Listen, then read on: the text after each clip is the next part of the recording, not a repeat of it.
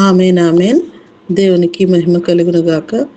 చక్కని వాగ్దానములు దేవుడు మన జీవితంలో ప్రతి నెల ఇస్తూ మనల్ని సంరక్షిస్తూ పోషిస్తూ ఆయన రెక్కల చాటున భద్రపరుస్తూ కాచి కాపాడుతున్న విధానాన్ని బట్టి మొదటిగా కృతజ్ఞతాస్తుతులు చెల్లించుకుంటూ నేటి దీవెనలతో మనందరినీ దీవించి ఆశీర్వదించును గాక.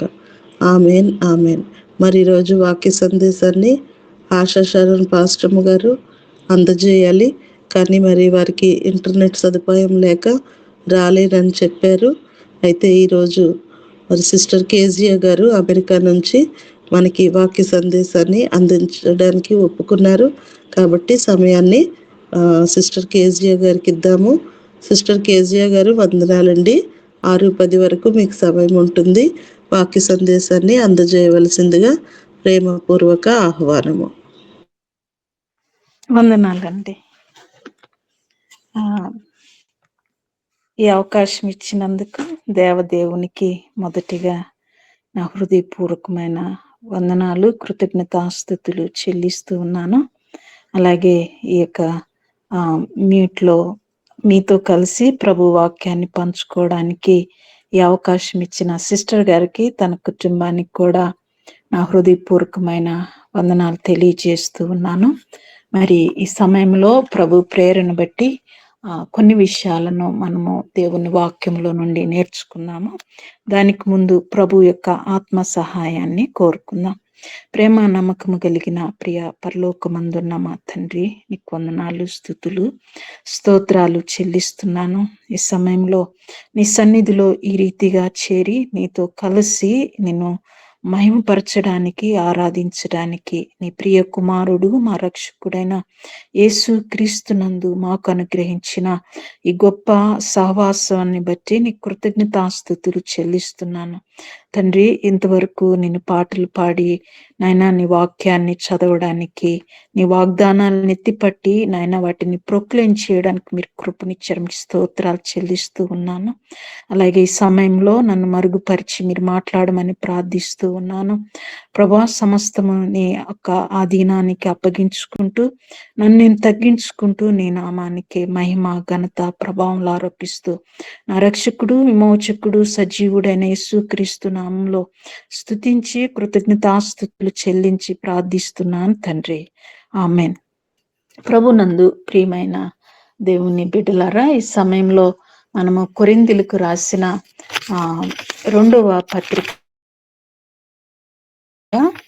10వ అధ్యాయము 4వ వచనం నుంచి నేను చదువుతాను.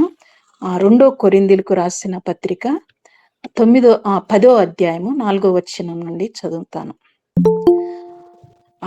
3 కూడా చదువుతా. మేము శరీరదారులమై నడుచుకొనుచున్నను, శరీర ప్రకారము యుద్ధము చేయము. మా యుద్ధోపకరణములు శరీర సంబంధమైనవి కావు గాని దేవుని ఎదుట దుర్గములను పడద్రోయజాలినంత బలము గలవై ఉన్నవి. మేము వితర్కములను, దేవుని గూర్చిన జ్ఞానమును అడ్డగించు ప్రతి ఆటంకమును పడద్రోసి ప్రతి ఆలోచనను క్రీస్తుకు లోబడినట్లు చెరపట్టి మీరు సంపూర్ణ విధేయతను కనపరుచున్నప్పుడు సమస్తమైన అవిధేయతకు ప్రతిదండన చేయ సిద్ధపడి ఉన్నాము. అలాగే ఎఫెసీయులకు రాసిన పత్రిక 6వ అధ్యాయము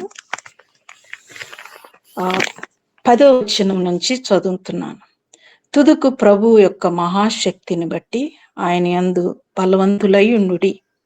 మీరు అపవాది తంత్రములను ఎదిరించుటకు శక్తిమంతులగునట్లు దేవుడిచ్చు సర్వాంగ కవచమును ధరించుకునుడి.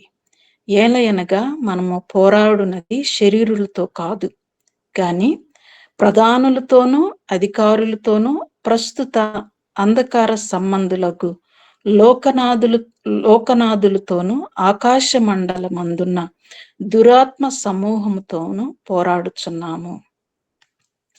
ఇందుచేతను మీరు ఆపద్దినమందు వారిని ఎదిరించుటకును సమస్తమును నెరవేర్చిన వారై నిలువబడుటకును శక్తిమంతులగునట్లు దేవుడిచ్చు సర్వాంగ కవచమును ధరించుకొనుడి. ఏలయనగా మీ నడుమునకు సత్యమును దట్టి కట్టుకొని, నీతి అను మైమరువు తొడుక్కొని, పాదములకు సమాధాన సువార్త వలనైన సిద్ధ మనస్సు జోడు తొడుగుకొని నిలువబడుడి.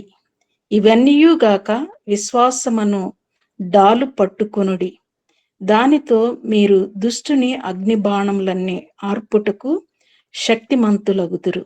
మరియు రక్షణ అను శిరస్త్రాణమును, దేవుని వాక్యమును, ఆత్మ ఖడ్గమును ధరించుకొనుడి.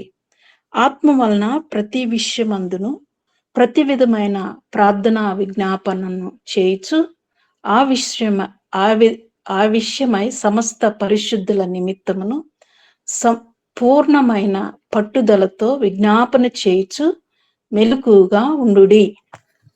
ప్రభునందు ప్రియమైన వాళ్ళరా, ఇక్కడ రాయబడిన మాటల్ని మనము గమనించినట్లయితే అపోస్తలుడైన పౌలు గారు మన యొక్క ఆత్మీయ జీవితంలో ఏ రీతిగా మన శత్రువుని ఎదుర్కోవాలి అనే విషయాన్ని తెలియజేస్తూ ఉన్నాడు. ఆనాడు ఎఫెసీ సంఘానికి, కొరింథీ సంఘానికి రాస్తున్న కొన్ని విషయాలలో మరి ప్రత్యేకంగా మనం చూసినట్లయితే, అంటే అక్కడేం రాయబడిందంటే, మన యుద్ధోపకరణములు శరీర సంబంధమైనవి కావు గాని దేవుని ఎదుట దుర్గమ్మలు పడజోయి జాలినంత బలము గలవై ఉన్నవి అని ఇక్కడ కొరింథీలకు రాసిన 2వ పత్రికలో అక్కడ మనం చూస్తాము. ఎఫెసీ సంఘానికి ఒక విధానాన్ని, అంటే ఒక లిస్టునిచ్చాడు. ఒక విశ్వాసి జీవితంలో బలవంతులై ఉండి ప్రభు యొక్క శక్తి చేత ఎవరిని ఎదుర్కోవాలి అనేది ఇక్కడ మనం చూస్తామన్నమాట. అపవాది తంత్రములను ఎదిరించుటకు శక్తిమంతులుగా మనం ఉండాలి. ప్రభునందు ప్రియమైన వాళ్ళరా, మనము మన శత్రువు గురించి చాలా వరకు మనము అంతగా జ్ఞాపకం, అంటే అంతగా మనము అవగాహన లేకపోవచ్చు కొన్నిసార్లు. అపవాది వాడు చాలా తంత్రగాడు. అందుకనే అపవాది గురించి వాడు సాతాను యొక్క తంత్రములను మనము ఎరిగిన వారమై ఉండాలి. అందుకనే అక్కడ అపోస్తలుడైన పౌలు గారు కొరింథీ సంఘానికి ఏం చెప్తున్నాడంటే, మీరు పోరాడునది శరీరులతో కాదు. చాలా వాటికి విశ్వాసులంగా మన పోరాటాలు, మన యొక్క విధానం ఎలాగుంటది అని అంటే, లోక సంబంధంగా ఎదుటి వ్యక్తుల వైపు మనం చూస్తూ ఉంటాం. కానీ దుష్టుడు వాడు ఉపయోగించే అనేకమైన యుక్తులను, కుయుక్తులను మనము ఎరిగే వారముగా ఉండాలి అని, వాటిని ఎదురించుటకు శక్తిమంతులగునట్లు. తంత్రాలు అనంటే వాడి యుక్తులు. అందుకనే అపోస్తలుడైన పౌలు గారు సర్పము మిమ్మలను మోసగించకుండా, అంటే సంఘాన్ని హెచ్చరిస్తూ ఉన్నాడు. ఎందుకు అనంటే, మనం చూస్తాం సాతానుడు ఆది నుండి వాడు మోసగాడు. వాడు అబద్ధాలతోటే మనుషుల్ని మోసం చేస్తూ ఉన్నాడు. కనుక మన ఆత్మీయ జీవితంలో కూడా మనము మన శత్రువైన అపవాది యొక్క తంత్రములను మనము ఎదురించాలి అని అంటే వాటిని మనము ఎరిగి ఉండాలి అని వాక్యము సెలవిస్తూ ఉన్నది.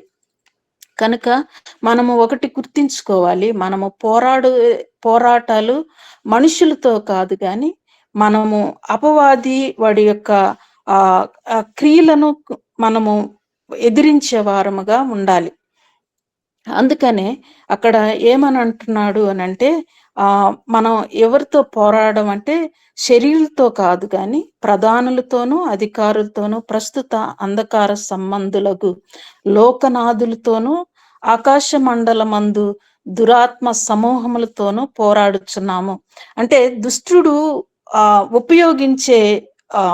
దుష్టుడు మనుషులను ఉపయోగించుకుంటాడు. ఏ రీతిగా మన పైన వ్యతిరేకంగా చేయడానికి మనం చూస్తూ ఉంటాం.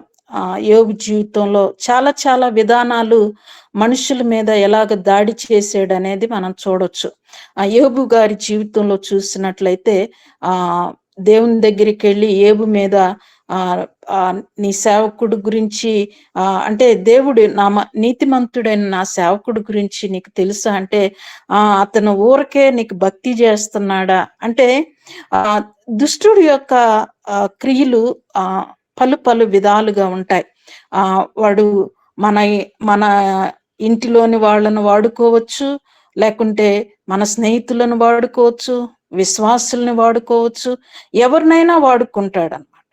కాబట్టి వాడు మనల్ని యుక్తితో మన మీద దాడి చేయకుండా అది సాతాను యొక్క దాడి అని మనము గ్రహించి జ్ఞానంతో దాన్ని ఎదుర్కొన్నప్పుడు ఏమవుతుంది అనంటే మనకి వ్యతిరేకులైన మనుషుల మీద మనకు ఎలాంటి ద్వేషము లేకుంటే కక్ష ఉండదు. కొన్నిసార్లు వీళ్ళు ఇలాగెందుకు చేశారు అని ఆ మనుషుల్ని బట్టి మనము బాధపడతా ఉంటాము. మనము మనుషుల్ని చూసే దానికంటే వారిలో ఉండి సాతానుడు చేయిస్తున్న క్రియలను మనము తెలుసుకున్నప్పుడు ఏమవుతుంది అనంటే దాన్ని ఎదిరించడానికి జ్ఞానంతో దేవుని ఆత్మతో ఎదిరించడానికి దేవుడు కృపనిస్తూ ఉంటాడు. ప్రభునందు ప్రియమైన వాళ్ళ కనుక మన శత్రువు వేసే ప్రతి బాణాన్ని లేకుండా వాడు వేసే ప్రతి కుయుక్తిని కూడా ఎదిరించుటకు మనము శక్తిమంతులుగా ఉండాలి అని దేవుని వాక్యము సెలవిస్తుంది. అందుకనే మనము సమస్తమును అంటే ఆపద్దినమందున అంటే శోధన దినం లేకుంటే మనం చూస్తాం శోధన ఏదైనా గాని దుష్టుడు మన మీదకి దాడి చేసినప్పుడు ఆ దినం వచ్చినప్పుడు వానిని ఎదిరించి సమస్తము నెరవేర్చి నిలువబడుటకు శక్తిమంతులగునట్లు దేవుడు ఇచ్చిన ఈ సర్వాంగ కవచమును మనము ధరించాలి అని వాక్యం సెలవిస్తుంది. ప్రభునందు ప్రియమైన వాళ్ళరా మనము ఒక సైనికుడిని మనం చూసినట్లయితే ఆ సైనికుడికి ఒక డ్రెస్ కోడ్ ఉంటది. ఆ డ్రెస్ కోడ్ తల మీద తప్పకుండా హ్యాట్ ఉంటది. తరువాత ఇంత డ్రెస్ విధానం మీ అందరికీ తెలుసు. అలాగే ప్రతి విశ్వాసికి కూడా ఇది ఒక దేవుడు మనకిచ్చిన ఒక సర్వాంగ కవచము లేకుంటే కాపాడడానికి ఎట్లాగా చెప్పాలి అంటే బాడీని మన ఆత్మను మన యొక్క ప్రాణాన్ని కాపాడడానికి ఇది ఒక కవచం అని దేవుని వాక్యం సెలవిస్తుంది. అది ఏమిటి అని అంటే ఇది ధరించుకోవాలి. అంటే మీరు సాతాన్ని ఎదిరించాలి అని అంటే దీన్ని మీరు ధరించుకోవాలని పౌలు గారు తెలియజేస్తున్నారు. నడుముకు సత్యమను దట్టి కట్టుకొని నీతి అని మైమరువు తొడుగుకొనుడి. మీరు ఇంతకు ముందు విని ఉంటుంటారు. ప్రభునందు ప్రియులారా సత్యాన్ని మనము నడికట్టుగా కట్టుకోవాలి. నడుముకి బలాన్ని ఇచ్చేది ఏమిటి అనంటే ఆత్మీయ కోణంలో మనం చూసినట్లయితే సత్యాన్ని మనము సత్యం మీద కట్టబడాలి. సత్యాన్ని మనము నీతిని సత్యాన్ని అందుకనే మనం చూసినట్లయితే నీతి కొరకు ఆకలి దప్పులు గలవారు ధన్యులు. అంటే సత్యము కొరకు యేసయ్య సత్యము మార్గమై ఉన్నాడు. కనుక సత్యం అనేది మనము మన జీవితంలో మన నడుముకి ఒక బలమైనది. కనుక సత్యవంతమైన జీవితాన్ని మనం జీవించటము ఎంతైనా అవసరమైనది. అంతేకాదు కానీ నీతి అను మైమరువు తొడుక్కొని పాదములకు సమాధాన సువార్త వలనైన సిద్ధ మనస్సును తొడుగుకొని నిలువబడుడి. ఏమంటున్నాడు అంటే అక్కడ నిలువబడాలి. సైనికుడు యుద్ధంలోకి వెళ్తే పనుకోవడానికి ఉండదు. లేకుంటే సైనికుడు పోరాటంలో దిగితే నేను రెస్ట్ తీసుకుంటానులే అంటానికి లేదు. అలాగే మన ఆత్మీయ జీవితంలో కూడా మనము ఆత్మీయ పోరాటంలోకి దిగాం అంటే మనము పోరాడున్నది మన శరీరము మనకొక శత్రువు, మన యొక్క ఈ లోకం ఒక శత్రువు, సాతాను ఒక శత్రువు. ఇవి మెయిన్ అన్నమాట. ఈ మూడు మనల్ని ఎప్పుడు వీటితో మనం పోరాడుతూ ఉండాలి. కొన్నిసార్లు మన శరీరము కూడా మన శత్రువే. ఎందుకు మన శత్రువు అంటే ఈ శరీరము పౌలు గారు అంటాడు ఈ శరీరముని నేను నలగొడుతున్నాను అంటాడు. ఎందుకు అనంటే ఈ శరీరము మనకి శత్రువు అంటే దేవుని ఆత్మకు విధేయత కలిగి సహకరించదు. దేవుని ఆత్మకు ఆత్మ విధానానికి ఇది సహకరించదు. కాబట్టి దీన్ని మనము అందుకనే పౌలు గారు గలతీ పత్రికలు అనుకుంటా అంటాడు, ఏమనంటే మీరు ఆత్మ క్రియలతో శరీరాన్ని చంపాలి అంటాడు. ఆత్మ క్రియలతో శరీరాన్ని చంపాలి అని అంటాడు. కాబట్టి ప్రభునందు ప్రియమైన వాళ్ళ మన శరీరం కూడా ఒక శత్రువే. కాబట్టి దీన్ని కూడా మనము జాగ్రత్తగా వివేకం కలిగి మన శరీరాన్ని మనము కట్టుకునే దేవుని కొరకు ఒక సాధనంగా వాడే విషయంలో మనము జాగ్రత్త కలిగి ఉండాలి అని వాక్యము సెలవిస్తూ ఉన్నది. కాబట్టి ప్రభునందు ప్రియమైన వాళ్ళరా, అంతే సువార్త అనే సిద్ధ మనసు జోడు తొడుక్కోవాలి. సువార్త అనేది 2 పిల్లర. ఒకటి ఏమిటి అంటే దేవుని యొక్క వార్తను ప్రకటించటం, 2 ఏందంటే దేవునితో సమాధాన పరచటము. అందుకనే కొరింథీ పత్రికలో అపోస్తలుడైన పౌలు గారు 5వ అధ్యాయంలో 18వ వచనం దగ్గర నుంచి చదివినట్లయితే అక్కడ ఏమంటాడు అని అంటే, సువార్త 2 జోళ్ళు, అంటే కాలుకి ఒక చెప్పు వేసుకోము, కాళ్ళకి 2 కాళ్ళకి 2 చెప్పులు వేసుకుంటాం. అలాగే సువార్త దేవుని యొక్క రక్షణ వార్త ఒకటి. 2వది ఏమిటి అని అంటే మనుషులను దేవునితో సమాధాన పరచటం అన్నమాట. 18లో ఈ రీతిగా రాయబడి ఉన్నది, సమస్తము దేవుని వలనైనవి, ఆయన మనల్ని క్రీస్తు ద్వారా తనతో సమాధాన పరుచుకొని ఆ సమాధాన పరుచు పరిచర్యను మనకు అనుగ్రహించాడు. అదేమనగా దేవుడు వారి అపరాధములు వారి మీద మోపక క్రీస్తునందు లోకమును తనతో సమాధాన పరుచుకొనుచు ఆ సమాధాన వాక్యము మనకు అప్పగించెను. కావున దేవుడు మా ద్వారా వేడుకొనినట్టు మేము క్రీస్తు రాయబారులమై దేవునితో సమాధాన పడుడని క్రీస్తు పక్షమునుగా మిమ్మును బతిమాలు కొనుచున్నాను. అంటే సువార్త అంటే సువార్తను ప్రకటించటమే కాదు, ఇంకో గొప్ప కార్యం ఏమిటి అని అంటే నిజంగా దేవుడు దేవదూతలకు లేని పరిచర్యను మనకు అనుగ్రహించాడు. అదేమిటి అని అంటే రక్షణ సువార్తను, క్రీస్తు సువార్తను ఈ లోకంలో మనము ప్రభు కొరకు ప్రకటించడానికి దేవుడు మనల్ని ఏర్పరచుకున్నాడు. అదేమిటి అంటే ఒకటి, మన రక్షకుడు మన కోసం మరణించి తిరిగి లేచి ఆయన మనకు రక్షణ మార్గము విమోచనను అనుగ్రహించాడు. ఆ 2వది ఏమిటి అని అంటే మనము మనుషులను దేవునితో సమాధాన పరుచుచున్నాము. మనం ఏం చేస్తున్నాము అని అంటే మనుషులను దేవునితో సమాధాన పరుచుచున్నాము. మనము అందుకనే సమాధాన పరచువారు ధన్యులు, వారు దేవుని కుమారులు అనబడుదురని ధన్యత వాక్యములో మనం చూస్తాం. సమాధానం పరచడము చాలా ఆశీర్వాదకరము, అది దేవుని యొక్క లక్షణము. అందుకనే క్రైస్తవ బిడలముగా ప్రభునందు ప్రియమైన వాళ్ళ ప్రతి విషయంలో కూడా మనము సమాధానము కలిగి బ్రతకడానికి మనము సమాధానము కలిగి బ్రతకాలి.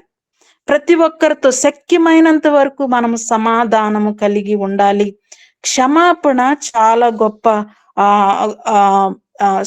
దేవుడు మనకిచ్చిన ఒకటి క్షమాపణ. మనము ఇతరులను క్షమించాలి. మనం ఇతరులను క్షమించినప్పుడే మనము క్షమాపణని ఇతరులను క్షమించగలిగినప్పుడే దేవుని యొక్క సమాధానాన్ని మనుషుల మధ్యలో మనం నిలపగలము. అంతేకాదు కానీ మనము దేవునితో వారిని సమాధాన పరచటం అంటే మనము మధ్యత్వము ఉంటున్నామన్నమాట. అంటే మనుషులను, దేవునికి దూరమైన మనుషులను ప్రభు యొద్దకు తీసుకువచ్చి వారి మధ్యలో మనము మధ్యస్థము ఉంటున్నాం. అందుకని అపోస్తలుడైన పౌలు గారు ఏమంటున్నాడంటే మేము రాయబారులము, మేము ఈ లోకములో నశించిపోతున్న వారిని ప్రభు యొక్క సమాధాన వాక్యము ప్రకటించి దేవునికి వారిని సమాధాన పరుస్తున్నాము.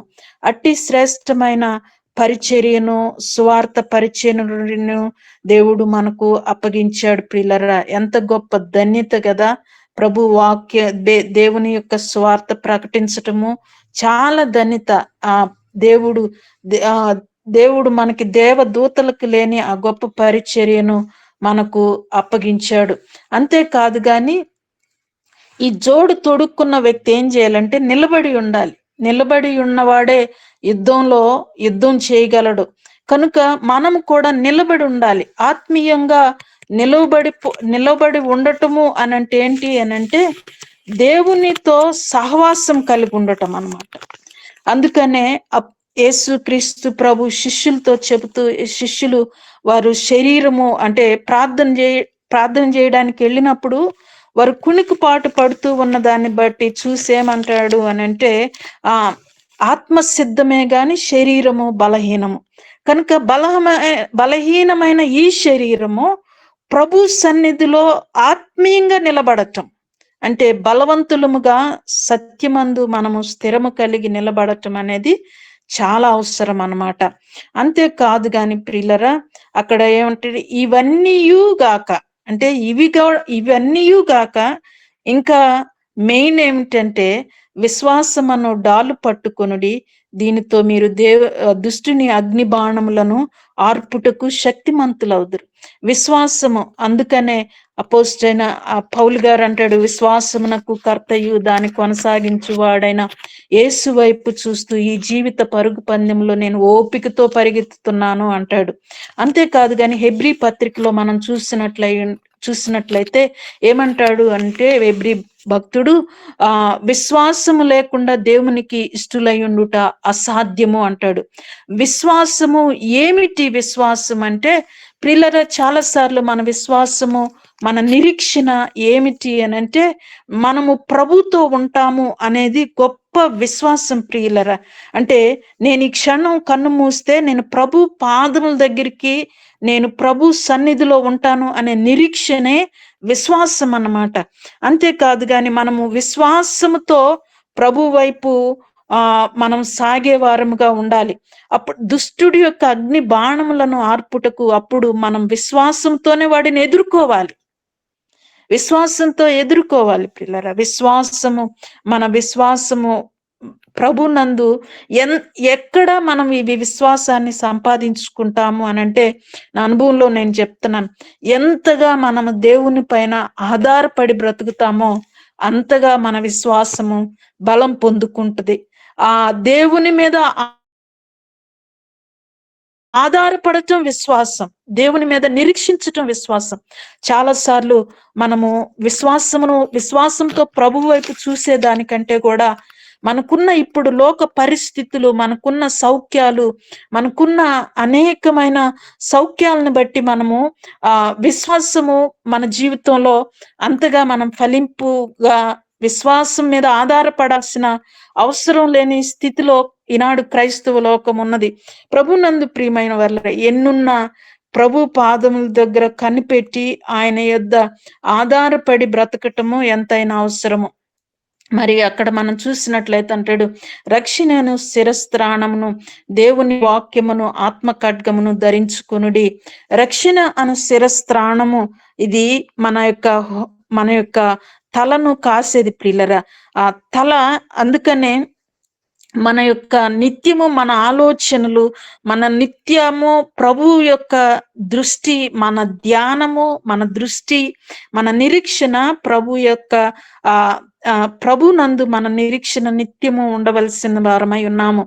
అంతేకాదు గాని దేవుని వాక్యమును ఖడ్గమును ధరించుకొనిడి, ఆత్మ వలన ప్రతి సమయమందును ప్రతి విధమైన ప్రార్థన విజ్ఞాపనలు చేయించు ఆ విషయమై సమస్త పరిశుద్ధుల నిమిత్తము పూర్ణమైన పట్టుదలతో విజ్ఞాపన చేయించు మెలకుగా ఉండుడి.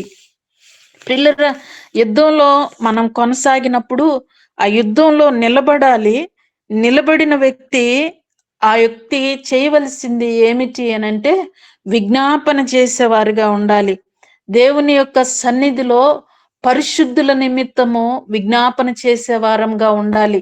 మనము ఈ విజ్ఞాపన చేయడము వలన నిజంగా ఆత్మీయ జీవితం మెలకు కలిగి ఉంటది పిల్లరా. ఎందుకు అనంటే ప్రార్థనా జీవితము బలమైన జీవితము.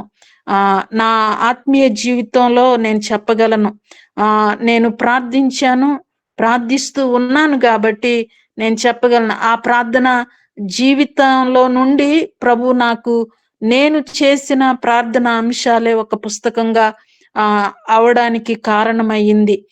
ఒకప్పుడు అంటే ఇప్పుడు ఎక్కువ సమయం నేను గడపలేకపోతున్నాను కానీ గడపలేకపోతున్నాను. అందుని బట్టి చాలా చింతిస్తున్నాను గాని ప్రభునందు ప్రియమైన వాళ్ళరా, మన దేశం కొరకు విజ్ఞాపన చేయడానికి, మన అనేకుల కొరకు విజ్ఞాపన చేయడానికి, ప్రభు సన్నిధిలో సమయం గడపటానికి దేవుడు కృప చూపాడు ప్రియులరా. కనుక విజ్ఞాపన అనేది మన ఆత్మీయ జీవితానికి ప్రార్థన ఒక మెలకువ. ఆత్మీయ జీవితంలో నువ్వు మెలకుగా ఉన్నావు అని అంటే ఏమిటంటే ప్రభుతో సమయం గడపటము చాలా అవసరము.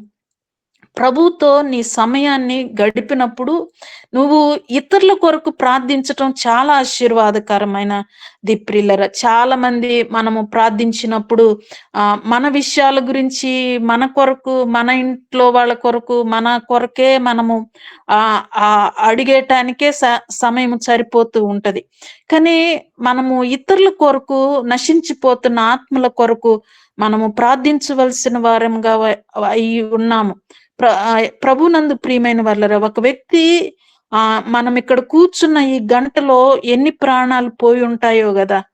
ఎంతమందో ప్రభుని తెలియకుండానే విడిచిపెట్టి వెళ్ళిపోయి ఉంటారు కదా. నిజంగా ఆ విషయాల్ని జ్ఞాపకం చేసుకుంటున్నప్పుడు చాలా దుఃఖం వేస్తుంది. ఎందుకు అనంటే ఒక వ్యక్తి ప్రభు నెరగకుండా ఈ లోకాన్ని విడిచిపెట్టాడు అనంటే అయ్యో ప్రభువా, అయ్యో ప్రభువా అని. ప్రభునందు ప్రియమైన వాళ్ళ మనము పట్టుదల కలిగి ప్రార్థించే వారంగా ఉండాలి. మనము పరిశుద్ధుల కొరకు కూడా మనం ప్రార్థించాలి. మనము సంఘము కొరకు ప్రార్థించాలి. అందుకనే ఆ ప్రార్థనా పుస్తకంలో అనేక అంశాలు ఇవ్వడానికి కారణం ఏమిటంటే నా జీవితంలో నేను ఆ రీతిగా ప్రార్థించాను. అదే ప్రార్థన ఇప్పుడు కూడా చేస్తున్నాను కానీ అంత సమయాన్ని నేను గడపలేకున్నాను. అందుకనే భారతదేశంలో ఉన్న వాళ్ళకి చెప్తున్నాను, మీకు చాలా సమయం ఉంది, మీరు చాలా ఆశీర్వదించబడిన వారు. ఎందుకు అనంటే నిజంగా చాలా మంది ఏమనుకుంటారు అనంటే ఇండియాలో అమెరికాలో ఉన్న వాళ్ళు చాలా ఇది అనుకుంటారు కానీ ప్రభు మనకిచ్చిన కృప ఏమిటి అనంటే మనము ప్రభు సన్నిధిలో సమయం గడపడానికి, సహవాసం చేయడానికి, ఆత్మీయ విషయాల్లో ఎన్ని విషయాల్లో మనము బ్లెస్ చేయబడ్డాము అనంటే నేను ఇక్కడికి వచ్చాక నేను తెలుసుకున్నాను ప్రియులరా. ప్రభునందు ప్రియమైన వాళ్ళరా, కనుక మనము ప్రార్థించే ఆత్మ, విజ్ఞాపన ఆత్మ దేవుడు మనకి ఇచ్చాడు. మన పక్షాన ఎవరు నిలబడి ప్రార్థన చేస్తారో తెలుసా? మన పక్షాన ప్రభు యొక్క ఆత్మ మనలో ఉండి విజ్ఞాపన చేస్తాడు అని రోమా పత్రిక 8వ అధ్యాయంలో మనం చూసాము. నీలో పరిశుద్ధాత్మ కుమ్మరించబడి నీ హృదయం ఉంటే నీవు తాపం అంటాం. ఎట్లా అంటే ఒక హంగర్ అన్నమాట. అంటే ఒక వేదన వస్తా ఉంటది. ఒక మనిషిని చూసినప్పుడు, ఒక వ్యక్తి ప్రభు నెరగకుండా మరణించినప్పుడు, ఎవరైనా నాకు మా దగ్గర నుంచి ఎవరైనా ఫోన్ చేసి పలానా వ్యక్తి చనిపోయారు అని అంటే నిజంగా నా గుండె ప్రభు నెరక్కపోతే నేను చాలా వేదన కలుగుతూ ఉంటది. అయ్యో ప్రభువా, ఇక లేదు కదా అవకాశం.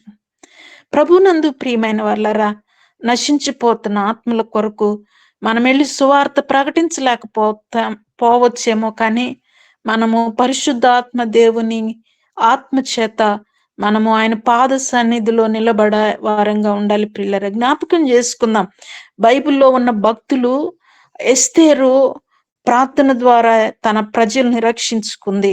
ఎస్తేరు ప్రార్థన ద్వారా తన ప్రజలను రక్షించుకుంది. మనం చూసినట్లయితే అనేక మంది భక్తులు, ఎజ్రాని చూడండి, వాక్యము బైబిల్ గ్రంథంలో ఉన్న భక్తులు జీవితాలందరిలో ప్రార్థన ఒక పాట అన్నమాట. అంటే ఒక ప్రాధాన్యత. ఎలాగూ అనంటే ఒక ప్రత్యేకంగా ఒక సమయాన్ని ఇతరుల కొరకు నువ్వు ప్రభు సన్నిధిలో నువ్వు కన్నీరు కార్చి ఆత్మల కొరకు గోజాడటం అనే పరిచర్య ఎంత బలమైన పరిచర్య అంటే మీరు చదివి వినే ఉంటారు. మిషనరీస్ జీవితాల్లో మరి ప్రార్థన ఎంత ప్రాముఖ్యతనిచ్చిందో, ఎంత బలాన్ని ఇచ్చిందో. నీవు పరిచర్య చేయకపోయినా నువ్వు పరిచర్య చేసే వారికి ప్రార్థన చేయటం ద్వారా ఎంతో దేవుని గొప్ప కార్యాన్ని నువ్వు చేయగలుగుతావు ప్రియులరా. అందుకనే అపోస్తలుడైన పౌలు గారు ఏమంటున్నాడంటే, ఇవన్నీ ధరించుకొని ఇవన్నిటినీ మీరు అపవాదిని ఎదురించడానికి ముందుకు కొనసాగాలి అనంటే, వాడిని తరమాలి అనంటే. అందుకనే మొదటి పేతురు పత్రికలు అనుకుంటా అక్కడ అంటాడు, మీ అపవాది గర్జించు సింహము వలె ఎవరిని మృంగుదునా అని చూస్తున్నాడంట. అంటే అపవాది తిరుగుతున్నాడు, వాడు ఎక్కడ ఎవరిని పట్టుకోవాలా అని తిరుగుతున్నాడు, ఎవరిని పడగొట్టాలా ఆత్మీయ విషయంలో, ఎవరిని దేవునికి దూరంగా ఉంచాలి అని వాడికున్న సమయం కొంచెమని వాడు ఎంతో వేగంగా పరుగులెత్తుతూ పొంచి ఉన్నాడు. వాడిని మనము పడగొట్టాలి అనంటే మనము వీటిని ధరించుకోవాలి. మనము శక్తిమంతులుగా, బలవంతులుగా దేవుని ఆత్మచేత నిలబడాలి అనంటే మనము పట్టుదల కలిగి మెలకుగా ఉండాలి ప్రియులారా. సైనికుడు నిద్రపోవడానికి వీల్లేదు. ఆత్మ సంబంధంగా నేను మాట్లాడుతున్నాను. సైనికుడు నిద్రపోవటానికి వీల్లేదు. ఎప్పుడు ఏ శత్రువు వచ్చి ఏ క్షణాన పడగొడతాడా అని మేము మెలకువ కలిగి ఉండాలి పిల్లరా.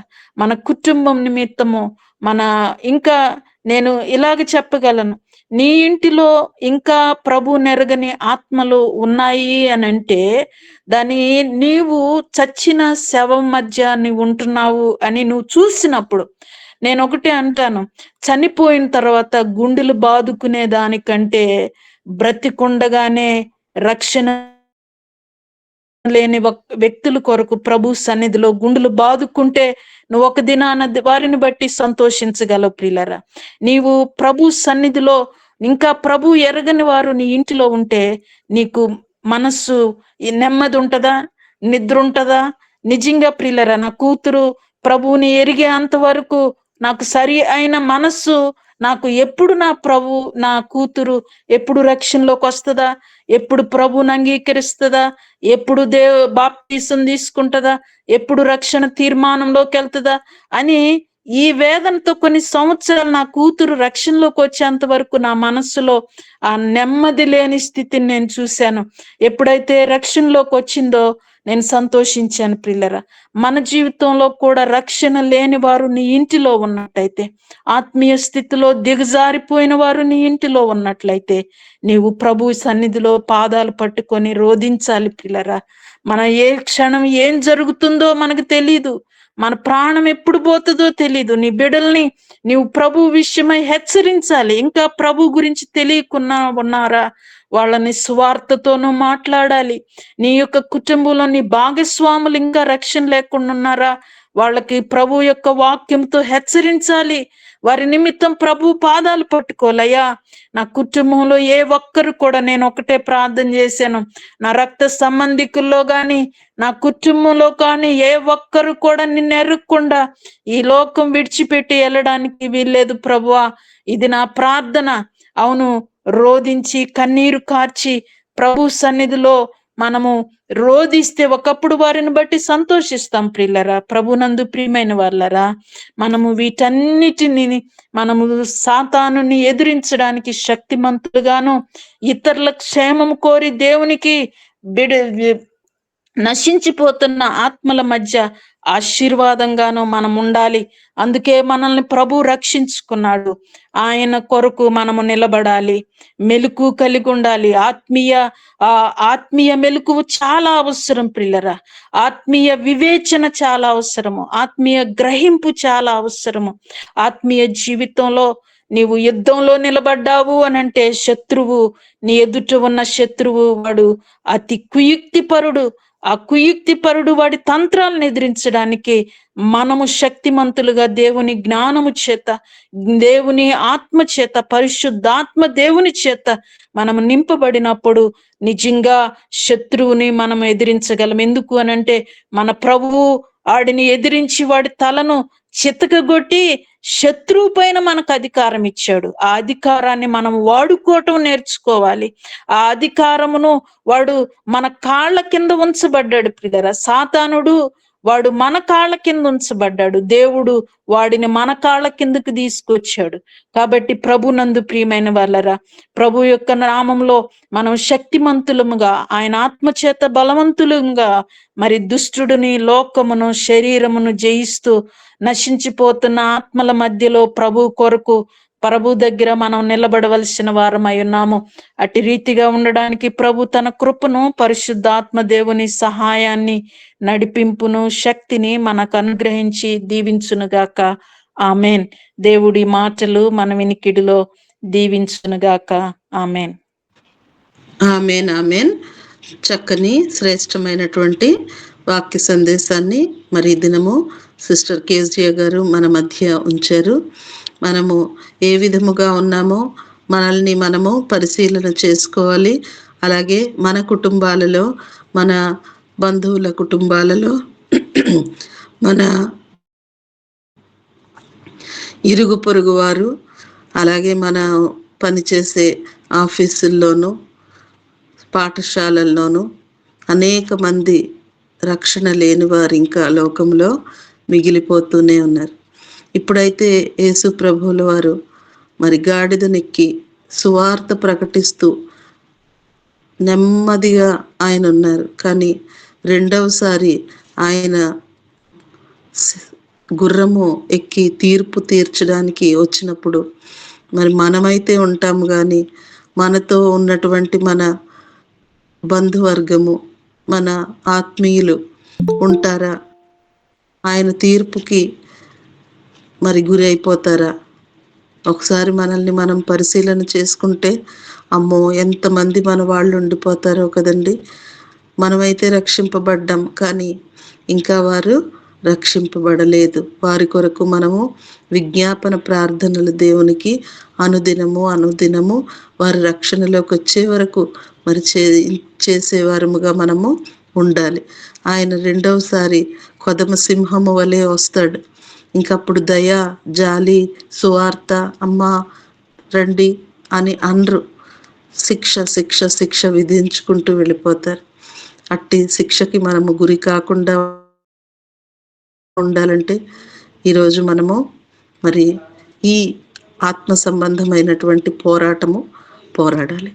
అట్టి పోరాటము మనందరము కూడా ప్రార్థనలో, విజ్ఞాపనలో మరి దేవుని ఎదుట పోరాడుతూ మన ఆత్మీయులందరినీ కూడా దేవుని సన్నిధికి రప్పించుకునే వారముగా ఉండినట్లు చెప్పబడినటువంటి వాక్య ఫలింపు కొరకు సుదర్శన్ గారు మన మధ్యలో ప్రార్థన చేస్తారు.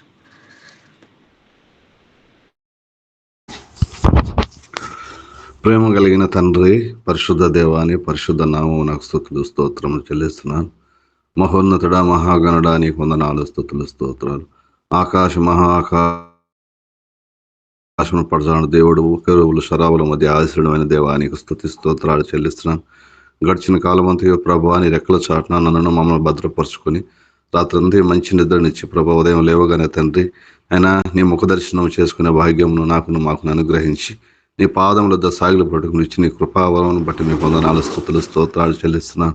దయగలిగిన తండ్రి, యేసు వైపు చూసనే ప్రార్థనా సహవాసంలో తండ్రి వచ్చిన ప్రతి ఒక్కరిని బట్టి కూడా మీకు వందనాలు, స్తుతులు స్తోత్రాలు. తండ్రి అయినా తల్లిగారిని, అయినా అమ్మగారిని నిలబెట్టుకొని తండ్రి నైనా మీరు మాతో మాట్లాడిన ప్రతి మాటను బట్టి మీకు వందనాలు, స్తుతులు స్తోత్రములు చేస్తున్నాను.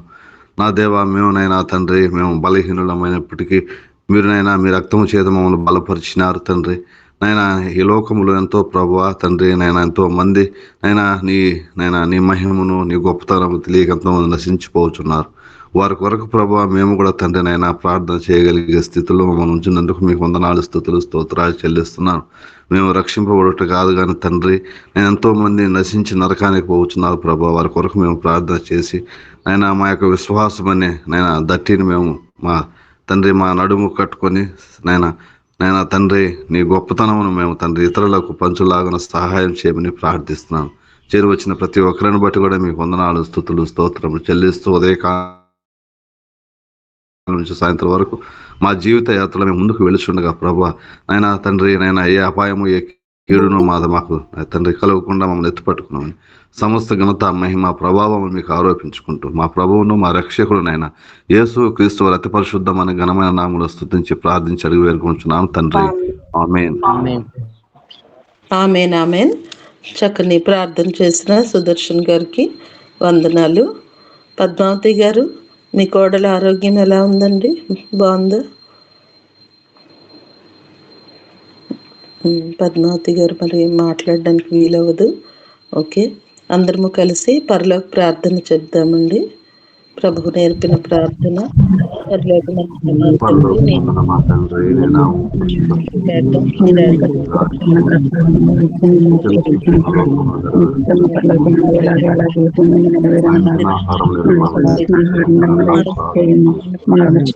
క్షమించిన ప్రకారం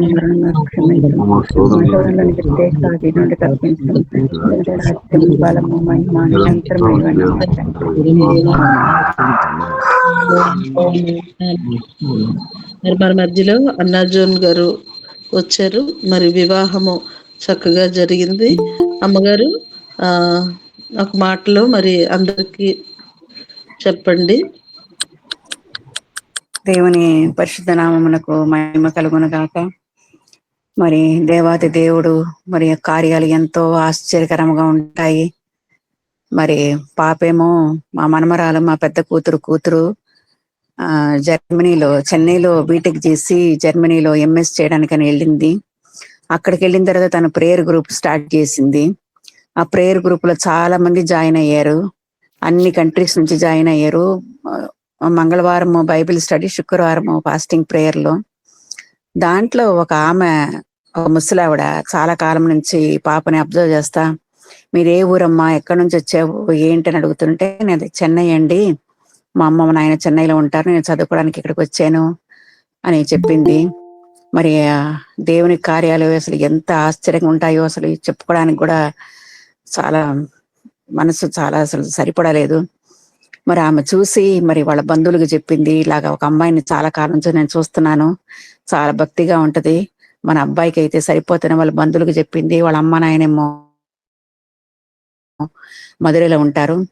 వాళ్ళేమో మరి మా అల్లుడికి కూతురికి ఫోన్ చేసి, మరి మీ పాప గురించి మా ఆంటీ ఒక ఆమె చెప్పింది, మరి మీ సంగతి ఏంటని అడుగుతుంటే మా అల్లుడు అన్నాడు, అమ్మ ముందు మా పాపను కనుక్కుంటాను, తనకి పెళ్లి చేసుకోవాల్సిన ఇంట్రెస్ట్ ఉందా లేదా కనుక్కుంటాను అని అడిగితే మా పాప ఒకే మాట అంది, డాడీ ఎట్టి పరిస్థితులు కూడా మీరు ఆస్తి పాస్తులు చూడబాకండి, గొప్పతనాలు బంధాలు ఇవన్నీ నాకు ఇష్టం లేదు, దేవుని యందు భయభక్తులు గల కుటుంబము, దేవుని ఆశ్రయించిన కుటుంబం అయితేనే మీరు చూడండి డాడీ అని ఒక మాట చెప్పింది. ఇంకా దాని ప్రకారం కూడా చాలా సంబంధాలు వచ్చినాయి తనకి. కానీ మల్లుడు తర్వాత ఆలోచించి ప్రార్థన చేసి సరే చూస్తామని వాళ్ళతో చెప్పారు. తర్వాత వాళ్ళు ఒక నెల అయిన తర్వాత అబ్బాయిని కూడా కనుక్కున్నారు. అబ్బాయి మీ ఇష్టము, మరి అమ్మాయి చాలా భక్తిగా ఉంటది కదా, నాకు కూడా అట్లాంటి అమ్మాయి కావాలని అబ్బాయి కూడా వాళ్ళ తల్లిదండ్రులతో చెప్పాడు. మరి వాళ్ళ ముందు తల్లిదండ్రులు మరి జనవరి నెలలో వచ్చి మా పాప వాళ్ళ ఇంటికి వచ్చి చూశారు, మాట్లాడుకున్నారు. దాని తర్వాత మా అల్లుడు మా కూతురు వెళ్ళి చాలా మందిని మధురైలంతా ఎంక్వైరీ చేశారు. ఎంక్వైరీ చేసినప్పుడు అక్కడ పాస్టర్ గారు కానీ వాళ్ళ బంధువులు కానీ చాలా మంది అన్నారు, చాలా మంచి కుటుంబము, చాలా దైవికమైన కుటుంబము, మీరు ఇంకేమి ఆలోచించబాకండి, దయచేసి మీరు ప్రొసీడ్ అవ్వండి అని అక్కడ చెప్పారు. ఇంకా దాని తర్వాత మా అల్లుడు మా కూతురు కూడా ఉపవాస ప్రార్థన చేసి, దాని తర్వాత అబ్బాయికి 15 రోజులే లీవ్ దొరికింది. దానికని వాళ్ళ తల్లిదండ్రులు మరి 15 రోజుల్లో మనం వివాహం చేస్తే బాగుంటది అని నిర్ణయించుకున్నారు. ఈ లోపుగా యుద్ధ వాతావరణము, చాలా భయంకరమైన పరిస్థితులు అక్కడ జరుగుతా ఉంది. చాలా చాలా భారంతో కన్నీటితో ప్రార్థన చేశాను దేవునికి. ఎందుకంటే ఆ అబ్బాయి ఏమో తైవాన్ నుంచి రావాలా, ఐర్లాండ్ నుంచి తైవాన్కి ప్రమోషన్ మీద పంపించారు, 1 సంవత్సరం అక్కడ పనిచేయాలంట. అక్కడ నుంచి అబ్బాయి రావాలి, పెళ్లి కొడుకు రావాలా, మా కొడుకు ఫ్యామిలీ ఏమో ఖతార్ నుంచి రావాలా, మా రెండో పాప కూతురేమో లండన్ నుంచి రావాలా. దేవా, ఈ యుద్ధ వాతావరణంలో ఫ్లైట్స్ లేవు, అన్ని క్యాన్సిల్ అయిపోతున్నాయి, ఎట్లా ప్రభా అని ప్రార్థించినప్పుడు ఎంత ఆశ్చర్యతగా మరి ఏ తొందరపాటు లేకుండా మరి అందరు మరి క్షేమకరంగా రావడము, మరి మేమందరం కూడా కలిసి మరి మధురైకి వెళ్ళి అక్కడ వివాహం చేయడం, వాళ్ళు కూడా చాలా ఎంగేజ్మెంట్ ప్రధాన కార్యక్రమం కానీ పెళ్లి కానీ చాలా చాలా ఘనంగా చేశారు. మరి అక్కడ నుంచి మళ్ళీ రావడము, మళ్ళీ ఇక్కడ చెన్నై రిసెప్షన్ కూడా దగ్గర దగ్గర అనుకున్న వాళ్ళకన్నా చాలా మంది వచ్చారు. చాలా దైవికంగా మరి దేవుని యొక్క సన్నిధి అక్కడ చాలా మంది అనుభవించారు. దేవుని దయ వలన మరి అబ్బాయి అమ్మాయి కూడా మరలా తిరిగి మరి అక్కడికి వెళ్ళిపోయారు. వారి ప్రయాణంలో మరి బాబు యొక్క ప్రయాణ విషయంలో కూడా పాప ప్రయాణ విషయంలో కూడా దేవుడు మరలా క్షేమకరంగా వాళ్ళందరినీ అక్కడ వాళ్ళ స్థలాలకి దేవుడు నడిపించాడు. ఇదంతా మనం అనుకుంటాము మన డబ్బులు, మన ప్రయాసం, మన కష్టం అనుకుంటాం, కానే కాదు. ఇదంతా మన ప్రార్థన, దేవుని యొక్క కార్యాలు, ఆయన ప్రసన్నత, ఆయన సన్నిధి ఉంటేనే మనం ఇవన్నీ మనం చూడగలము. అది కాకుండా నేను కూడా ముఖ్యముగా మీకు అందరికీ తెలుసు 2025, 26 2 స్టంట్లు పెట్టుకున్నాను. దేవా, ఈ ఘనమైన కార్యాన్ని చూడడానికి కూడా నాకు జీవం ఇచ్చినావే రాజా నాయన, నీకు స్తోత్రం దేవా అని దేవుని ఎంతగానో కనపరిచి దేవుని స్తుతించాను. మరి దేవుడు కూడా మరి ఈ ప్రయాణంలో రాకపోకలో భయంకరమైన విపరీతమైన ఎండలు ఇక్కడ చెన్నైలో అయినా కూడా ఏ ప్రమాదం ఎవరికి కలగకుండా, ఏ కష్టము కలగకుండా సమస్తం ప్రతి విషయంలో షాపింగ్ విషయంలో కానీ, ఎంగేజ్ విషయంలో కానీ, బంధువుల విషయంలో కానీ, రాకపోకలు కానీ, ప్రయాణంలో కానీ ప్రతి విషయంలో దేవుని యొక్క సన్నిధిని మేము అనుభవించాము. నిజంగా దేవాతి దేవునికి ఎంతగానో కృతజ్ఞరాలై ఉన్నాను. ప్రార్థన చేసిన మీ అందరికీ ప్రతి ఒక్కరికి పేరు పేరు వరుసన నా హృదయపూర్వక వందనాలు. ఇంకా ఎక్కువగా మనము దేవునిలో బలపడుతూ ఆయన కార్యాలు చూస్తూ నిజమే మనము జీవము గల దేవుని ఆరాధిస్తున్నాము. పునరుద్ధరణ యేసు ప్రభువును మనం ఆరాధిస్తున్నాం. ఆయన మనతోనే ఉన్నాడు. మన మొరలను, మన ప్రార్థన ఆలకించే దేవుడు, మనకు సమీపం ఉన్న దేవుడు. అంత గొప్ప దేవుని మనం కలిగి ఉన్నాం కాబట్టి ఎట్టి పరిస్థితుల్లో మనం భయపడకుండా రాబోయే రోజుల్లో ఇంకా ఎక్కువగా విశ్వాసం మనం స్థిరపడి బలపడి ముందుకు కొనసాగే భాగ్యాన్ని పరిశుద్ధాత్మ దేవుడు మనకు అందరికీ దయచేసి దీవించి ఆశీర్వదించును గాక. ఆమేన్. మరి శ్రేష్టమైనటువంటి సాక్ష్యము చెప్పినటువంటి అన్నా జోన్ సిస్టర్ గారికి వందనాలు. మరి సమయం కూడా అవుతుంది కాబట్టి వందనాలమ్మా. ఆశీర్వాదం తీసుకుందాము. మన మధ్యలో పెద్దలు గ్రేస్ మనోరంజని పాస్టమ్మ గారు ఉన్నారు. ఆశీర్వాదం విడుదల చేస్తారు.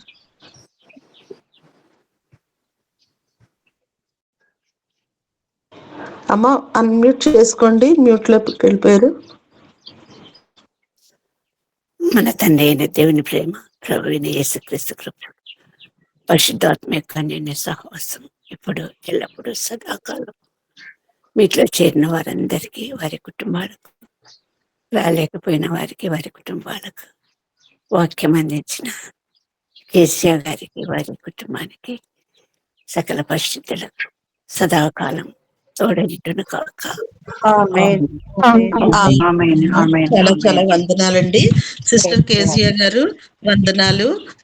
ఆశీర్వాదం విడుదల చేసిన గ్రేస్ మనోరంజని పాస్టమ్మ గారికి వందనాలు.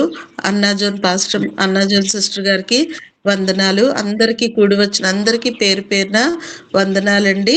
మరి ఇంతటితో తెలుగు సెషన్ మా కోడలకు కూడా మంచిగా ఉందండి. ఇంటికి డిశ్చార్జ్ చేశారు.